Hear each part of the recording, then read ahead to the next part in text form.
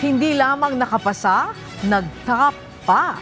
Yan ang kwento ng tagumpay ng top-notcher sa Physician's Licensure Examination na nagkaroon pa ng viral na plot twist.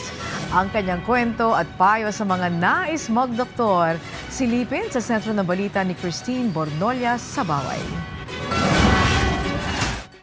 Name withheld ang nakalagay sa nanguna sa opisyal na resulta ng March 2026 Physician's Licensure Examination noong April 8, kaya't naging palaisipan sa publiko ang tunay na pagkakakilanlan ng top-notcher. April 17, kinumpirma ng PRC na ang top-notcher ay si Dr. Erwin Parchaso.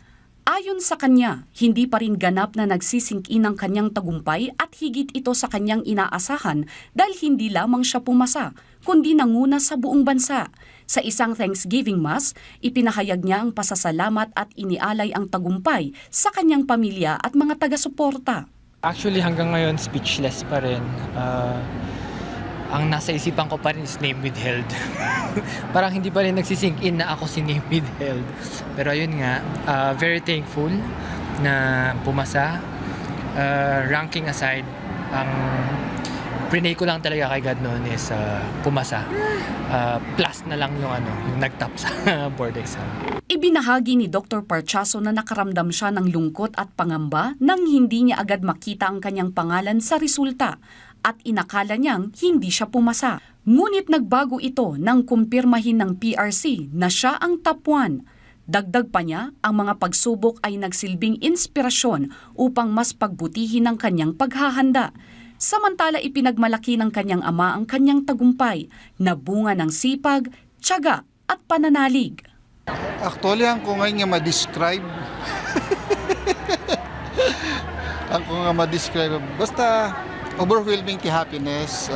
I'm so grateful nga kasto tinagbanagan na jay panagururay na piman nga awan tinagan na jay listahan. Ipinagmalaki niya na masipag at matyaga mag-aral si Erwin, kaya naman suportado ng kanyang pamilya. Kung ano man ang plans mo sa buhay mo, nandito lang kami to support you. Mensahe ni Dr. Erwin sa mga naghahangad maging doktor. Para sa mga soon-to-be colleague ko, med students, or any other people having a hard time sa studies nila, for me, I would advise repetition, consistency. You know?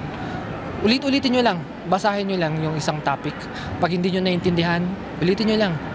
Kung bumagsak kayo, kasi it's not the end of the world naman. Maybe God's plan is not, hindi nyo pa oras, right? So, maybe your path is a different one, but that path is still valid naman.